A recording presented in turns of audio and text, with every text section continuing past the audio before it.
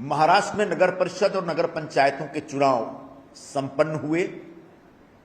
कुछ नगर परिषदों के चुनाव पर चुनाव आयोग ने स्थगन दिया हुआ है, लेकिन मोटा मोटी तौर पर बड़े पैमाने पर कल जो मतदान हुआ उसमें सभी नगर परिषदों के चुनाव शांतिपूर्वक, छोटी मोटी कुछ घटनाएं घटी होंगी उनको छोड़ दिया जाए तो पूरे हो गए। महायुति के तीनों पार्टियों के नेताओं ने चुनाव से पहले यह तय किया था कि तीनों पार्टियां अलग अलग स्वतंत्र रूप से इस चुनाव में उतरेंगी, क्योंकि यह चुनाव जो होता है स्थानीय निकायों के चुनाव में कार्यकर्ताओं का चुनाव होता है। सभी कार्यकर्ता चाहते हैं कि चुनाव में हिस्सा लें, चुनाव लड़ें, वो अपने राजनीतिक करियर को आगे बढ़ाएं, और इस नाते तीनों पार्टियों के नेताओं ने एक साथ बैठकर यह फैसला किया था कि हम सब अलग अलग चुनाव लड़ेंगे। और जब पार्टियां चुनाव लड़ती हैं, कार्यकर्ता चुनाव मैदान में उतरते हैं, नेता भाषण देने के लिए निकलते हैं, तो निश्चित तौर पर जोरदार भाषणबाजी होती है, आरोप प्रत्यारोप होते हैं। इसके पीछे किसी मित्र पक्ष को आहत करने का उद्देश्य हो, ऐसा नहीं होता। मूल उद्देश्य होता है अपने उम्मीदवार को ज्यादा से ज्यादा प्रचारित करना, अपने उम्मीदवार के लिए ज्यादा से ज्यादा वोट हासिल करना। इसी दृष्टिकोण से हम लोग चुनाव प्रचार करते हैं, और प्रचार के दरमियान कई बातें ऐसी निकल के आ जाती हैं जो सामने वाले पार्टी या दूसरे पक्ष के नेताओं या कार्यकर्ताओं को नागवार गुजरता है। लेकिन इसका उद्देश्य ये नहीं है, इसका अर्थ ये नहीं है कि हम किसी प्रकार का संघर्ष कर रहे हैं या एक दूसरे के खिलाफ तलवार खींच करके हमेशा हमेशा के लिए रिश्ता खत्म करने का कोई ऐसा प्लान बना रहे हैं। ऐसा नहीं होता है। इसलिए जब चुनाव प्रचार हो गए, मतदान हो गए, तो प्रचार के दरमियान जो सारी बातें हो वो बातें वहीं खत्म हो जानी चाहिए, वो आगे नहीं आती। तो हमारे लिए चुनाव प्रचार में जो भी बातें थी वो चुनाव प्रचार खत्म होते ही खत्म हो चुकी हैं, ऐसी हम घोषणा करते हैं, ऐसा हम निवेदन करते हैं। लेकिन साथ साथ एक बात याद दिलाना चाहते हैं और जोर से बोलना चाहते हैं, बताना चाहते हैं, खासकर अपने मित्र पक्ष को, कि शिवसेना और भारतीय जनता पार्टी का जो गठबंधन है वो सरकार बनाने के लिए नहीं है, सत्ता के लिए नहीं है। यह वैचारिक गठबंधन है, और यह गठबंधन आज से नहीं, शिवसेना प्रमुख श्री बाला साहब ठाकरे जी के जमाने से चल रहा है। जब अटल जी और आडवाणी जी हुआ करते थे, भारतीय जनता पार्टी का नेतृत्व करते थे, तो अटल जी आडवाणी जी के साथ हिंदू हृदय सम्राट शिवसेना प्रमुख बाला साहब ठाकरे जी ने हिंदुत्व के आधार पर, हिंदुत्व को मजबूती देने के लिए इस प्रकार का एक गठबंधन किया था। शिवसेना प्रमुख स्वयं एक बहुत ही कड़े कठोर हिंदुत्ववादी नेता थे। वे एक प्रखर राष्ट्रवादी नेता थे। राष्ट्र की रक्षा के लिए, हिंदुत्व की रक्षा के लिए उन्होंने भारतीय जनता पार्टी के साथ गठबंधन किया था, और वही शिवसेना आज भारतीय जनता पार्टी के साथ गठबंधन में है, सरकार चला रही है। प्रधानमंत्री श्री नरेंद्र मोदी जी स्वयं बहुत ही कठोर हिंदुत्ववादी नेता हैं, सच्चे हिंदुत्ववादी नेता हैं, बहुत ही प्रखर राष्ट्रवादी नेता हैं। उनके हिंदुत्व पर आधारित पूरे देश में सरकार चल रही है, और उस हिंदुत्व को अगर कोई खुलकर पूरा समर्थन देता है या एक सहारा देता है, एक ताकत बनता है, तो वो शिवसेना का हिंदुत्व महाराष्ट्र में है, बाला साहब जी के जमाने से। आज बाला साहब जी के जो हिंदुत्व की परंपरा है, उस लिगेसी को अगर कोई आगे बढ़ा रहा है महाराष्ट्र में, तो हमारी पार्टी के मुख्य नेता और महाराष्ट्र के उप मुख्यमंत्री श्री एकनाथ शिंदे जी बढ़ा रहे हैं। शिवसेना प्रमुख के विचारों को ताकत देने के लिए बहुत आवश्यक है कि शिवसेना मजबूती से महाराष्ट्र में खड़ी रहे, और शिवसेना मजबूती से खड़ी रहे इसके लिए बहुत आवश्यक है कि एकनाथ शिंदे जी की ताकत उतनी ही बनी रहे। शिवसेना को कमजोर करना या शिंदे साहब को कमजोर करना मतलब हिंदुत्व को कमजोर करना होगा। शिवसेना को कमजोर करना या शिंदे साहब को कमजोर करना मतलब बाला साहब जी की जो हिंदुत्व की परंपरा है, उस परंपरा को कमजोर करना होगा। और उस परंपरा को कमजोर अगर हम करेंगे तो उबाठा वाले और कांग्रेस वाले, उनको ताकत मिलेगी। क्या हमारा मित्र पक्ष चाहता है कि 2022 से पहले जो उबाठा का राज था, जिसमें हिंदू समाज असुरक्षित था, जब उस राज में हमारे साधु महात्माओं की मॉब लिंचिंग होती थी, जिसकी वजह से हमारे मित्र पक्ष और हम सब बहुत दुखी रहते थे, बहुत परेशान रहते थे, और हम लोग बहुत इसको लेकर आंदोलित भी होते थे। क्या हमारे मित्र पक्ष के लोग भूल गए कि इस मुंबई शहर में बड़े उद्योगपतियों के घर के सामने जिलेटिन की छड़ें फेंक कर चले जाते थे, बड़े पैमाने पर भ्रष्टाचार होता था, हिंदुत्व खतरे में था। ऐसे हिंदुत्व की रक्षा के लिए बहुत आवश्यक है कि शिवसेना मजबूती से महाराष्ट्र में खड़ी रहे। ऐसे हिंदुत्व की रक्षा के लिए बहुत आवश्यक है कि एकनाथ शिंदे जी पूरी ताकत और मजबूती के साथ महाराष्ट्र में खड़ी रहे। इसलिए छोटे मोटे जो इश्यूज हैं, छोटे मोटे जो मुद्दे हैं, उनको इग्नोर करना चाहिए, और एक बड़ा उद्देश्य जो है, बड़ा पिक्चर है, वो हिंदुत्व का पिक्चर है, हिंदुत्व का उद्देश्य है। उसके दृष्टिकोण से उसकी रक्षा के लिए, उसके साथ चलने के लिए बहुत आवश्यक है कि शिवसेना और भारतीय जनता पार्टी एक दूसरे की ताकत कम करने के बजाय एक दूसरे की मजबूती, एक दूसरे को मजबूत करने के लिए साथ साथ काम करे, ताकि पूरे महाराष्ट्र में हिंदुत्व का परचम लहराए। यह मेरी सभी से गुजारिश है कि जो नगर परिषद चुनाव में जो हुए वो वहीं अब संपन्न हो चुके हैं। आने वाले दिनों में पहले की तरह शिवसेना और भारतीय जनता पार्टी की महायुति अभेद्य तरीके से, बहुत इंटैक्ट तरीके से काम करती रहे, और सरकार पूर्ववत महाराष्ट्र के एक एक जन के विकास और कल्याण के लिए, पूरे महाराष्ट्र के विकास के लिए काम करती रहे। तो हमारी तरफ से युति में जो कुछ भी एक छींटा कसी हुई, जो आरोप प्रत्यारोप हो, वो वहीं खत्म हो गए हैं। आने वाले दिनों में इस विषय पर ज्यादा चर्चा नहीं होनी चाहिए, बल्कि एक दूसरे के साथ हाथ मिलाकर हम और बेहतर ढंग से काम करें।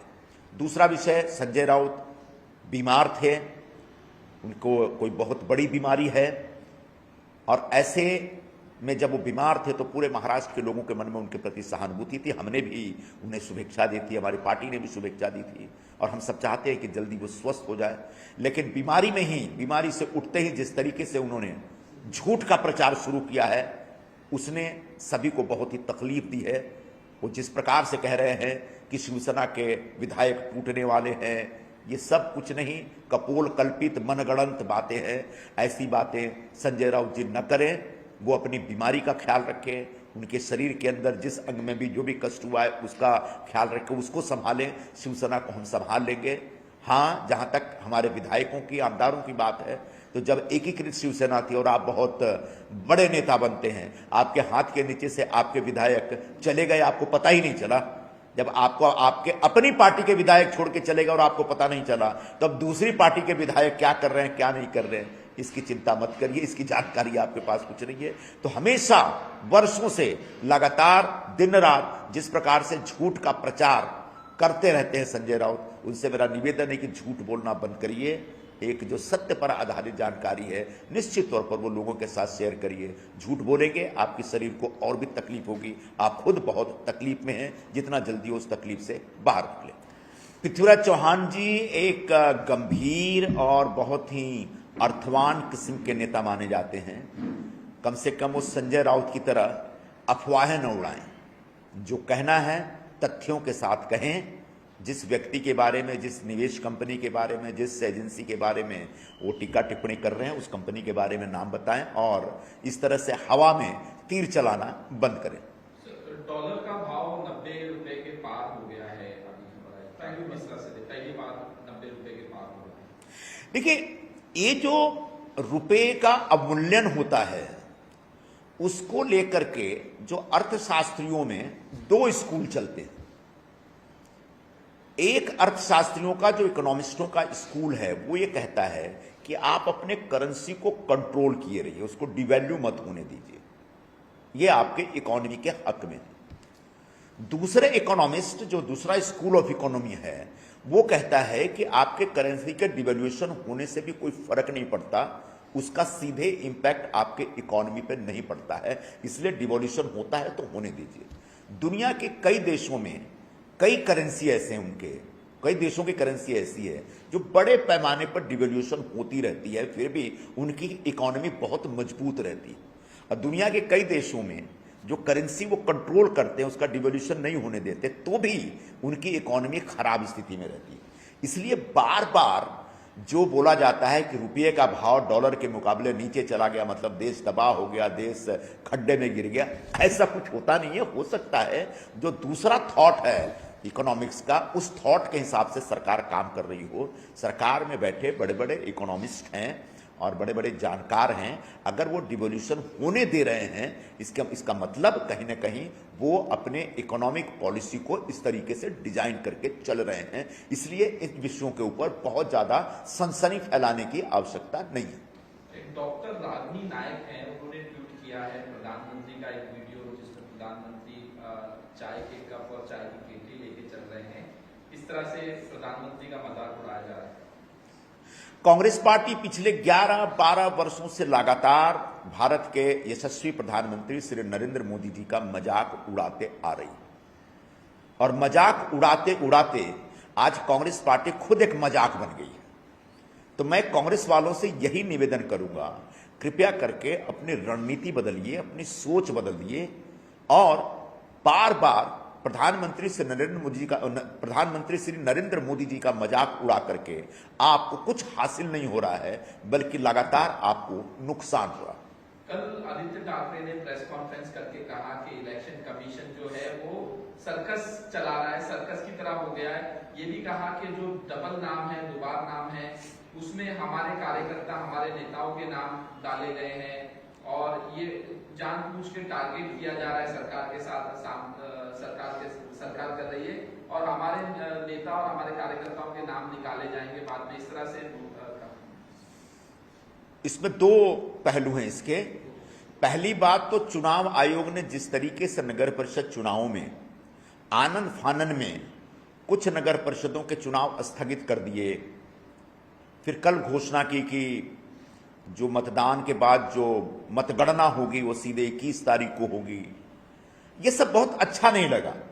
ऐसा लगा चुनाव आयोग पूरे चुनाव प्रक्रिया को बहुत गलत तरीके से हैंडल कर रही है, क्योंकि जब एक चुनाव होता है तो उसमें बड़े पैमाने पर कार्यकर्ता लगते हैं, बड़े पैमाने पर पार्टी की पूरी यंत्रणा लगती है, और अचानक मतदान के 2 दिन पहले आप किसी चुनाव को स्थगित कर देते हैं, उससे कार्यकर्ताओं पर और पूरे राजनीतिक प्रक्रिया और चुनाव प्रक्रिया पर बुरा असर पड़ता है। तो चुनाव आयोग को इस प्रकार से एक असावधान तरीके से और आनन फानन में निर्णय लेने से बाज आना चाहिए। हम भी ऐसी अपेक्षा करते हैं। रह गई बात मतदाता सूचियों में जो गड़बड़ियां हैं, वो निश्चित तौर पर एक बड़ा प्रश्न है, और उन्हीं गड़बड़ियों को दूर करने के लिए पूरे देश में एसआईआर की प्रक्रिया चलाई जा रही है। मैंने बहुत पहले डिमांड की थी कि महाराष्ट्र में भी एसआईआर की प्रक्रिया लागू होनी चाहिए। निश्चित तौर पर मतदाता सूचियों में अगर किसी मतदाता का नाम एक बार से ज्यादा है तो उसको डिलीट करने की प्रक्रिया तत्काल शुरू की जानी चाहिए। निश्चित तौर पर जो अवैध नागरिक हैं हमारे महाराष्ट्र में, अगर वो मतदाता के तौर पर रजिस्टर्ड है तो उनके नाम डिलीट करने चाहिए। अगर कोई व्यक्ति महाराष्ट्र में रहता ही नहीं फिर भी उसका नाम अगर मतदाता सूची में है तो ऐसे लोगों के भी नाम निकाले जाने चाहिए। लेकिन इसके पीछे कोई बहुत बड़ी सोची समझी रणनीति है और कोई राजनीतिक षड्यंत्र है, इस तरह के आरोप लगाने से विपक्ष को बाज आना चाहिए। सरकार के ऊपर सवाल उठाए जा रहे हैं, जिस तरह से AQI लेवल जो है पोल्यूशन मुंबई में बढ़ रहा है, कहा जा रहा है कि सरकार और BMC कुछ कदम नहीं उठा रही है और इसी तरह से पोल्यूशन बढ़ रहा है। सिर्फ हिंदुस्तान का प्रश्न नहीं है, सिर्फ मुंबई का प्रश्न नहीं है, ये पूरी दुनिया का प्रश्न है। और किसी एक सरकार की वजह से एक दिन में, 2 दिन में, साल भर में, 2 साल में प्रदूषण बढ़ा है या पर्यावरण को नुकसान हुआ है, ये सब कहना बड़ा बचकानी बातें होंगी। हाँ, हमारे देश में प्रदूषण, बल्कि पूरी दुनिया में प्रदूषण एक बड़ा विषय है, बड़ी चुनौती है। पर्यावरण को जो नुकसान हो रहा है उसको लेकर के भी हमारी चिंता है। लेकिन बीएमसी ने प्रदूषण बढ़ा दिया या बीएमसी प्रदूषण नहीं रोक रही है, इस तरह की बातें एक राजनीति से प्रेरित बातें होती हैं। पूरे मुंबई के लोगों की चिंता है कि हमारी हवाएं साफ सुथरी हों, ताकि जो पूरा जनरेशन है वो जब सांस ले तो सांस के नाम पे उसको ऑक्सीजन मिले, न कि जहर। लेकिन ये जहर फैलाने वाले बीएमसी हैं या फिर जहर को बीएमसी रोक नहीं पा रही है। इस प्रकार के जो बयान हैं सिर्फ राजनीति है, बाकी और कुछ नहीं। अरविंद सावंत का बयान आया कि कौरवों का राज चल रहा है और ये जो सरकार है महाराष्ट्र की सरकार, महायुति की अलायंस, ये आज नहीं तो कल ये सरकार गिरेगी, इस तरह से अरविंद सावंत ने दिल्ली में बयान। कोई भी सरकार आज नहीं तो कल गिरी जाती है लेकिन हर सरकार के पास उसका एक मैंडेट होता है और जब तक मैंडेट होता है तब तक कोई सरकार नहीं गिरती। ये महायुति की सरकार के पास महाराष्ट्र की जनता ने एक जबरदस्त जनादेश दिया हुआ है और उस जनादेश के आधार पर तीनों पार्टियां मिलकर एक सरकार चला रही हैं और बहुत ही कामयाबी से सरकार चला रही है। ऐसे में आज नहीं तो कल गिर जाएगी, इस तरह की बातों का कोई अर्थ नहीं है। हां, यह कौरवों का राज नहीं है। कौरवों का राज तब था जब साधुओं की हत्या होती थी, जब साधुओं की मॉब लिंचिंग होती थी। तो जब उबाठा वाले लोग कांग्रेस वालों से हाथ मिला करके हिंदुओं पर हमले करा रहे थे और हिंदू साधु महात्माओं की जान ले रहे थे, वह कौरवों का राज था। आज पांडवों का राज। बोलिए। महाराष्ट्र में विंटर सेशन शुरू होने वाला है, एक रिपोर्ट सामने आई है जिसके मुताबिक इस 10 दिन या जो भी इस विंटर सेशन चलेगा इसमें 90 करोड़ रुपए खर्च होंगे। 40 लाख रुपए सिर्फ नेताओं के और उनके पीए के नाश्ते चाय पानी पर खर्च होंगे। 3.5 करोड़ रुपए गाड़ियों पर खर्च होंगे। एक तरफ हम देख रहे हैं कि कई कॉन्ट्रैक्टर शिकायत कर रहे हैं कि उनके पैसे ड्यू हैं, कई किसानों को अभी तक समय पर मुआवजा नहीं मिला। दूसरी तरफ इस प्रकार से 90 करोड़ रुपए बस एक सेशन के 7-8 दिन होंगे, उसमें भी ईवी पॉलिसी होने के बावजूद 3.5 करोड़ रुपए की गाड़ी पर खर्च, कितना उचित है? जब संयुक्त महाराष्ट्र आंदोलन हुआ था तब विदर्भ को महाराष्ट्र का हिस्सा बनाया गया था और तभी यह फैसला हुआ था कि महाराष्ट्र का साल में एक बार विधानसभा का अधिवेशन नागपुर में होगा। तो नागपुर में एक विशेष अधिवेशन हर साल दिसंबर के महीने में, जिसको हम विंटर सेशन कहते हैं, वो होता है। और जब पूरी सरकार मुंबई से उठ करके नागपुर जाएगी, रहेगी और पूरे महाराष्ट्र के लोगों के सवालों के ऊपर चर्चा करेगी वहां के विधानसभा में, और वहां पर सारे विधायक जाएंगे, सभी पार्टियों के विधायक जाएंगे, तो निश्चित तौर पर जो मुंबई में विधानसभा सत्र के दरमियान खर्च होता है उससे निश्चित तौर पर कुछ ज्यादा खर्च होगा। तो बस इतनी सी बात है। हां, आंकड़ों की जुगलबंदी में पड़ेंगे तो ये इतने खतरनाक होते हैं कि आपके लिए एक दिन सांस लेना भी मुश्किल हो जाता है।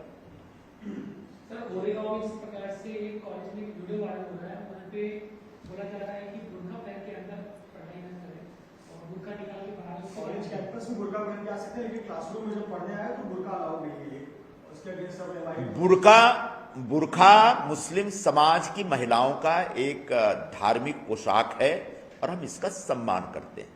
लेकिन जब स्कूल में, कॉलेज में जब पढ़ाई हो रही हो तो हर स्कूल कॉलेज का एक अपना नियम कानून होता है या उनका एक ड्रेस कोड भी हो सकता है।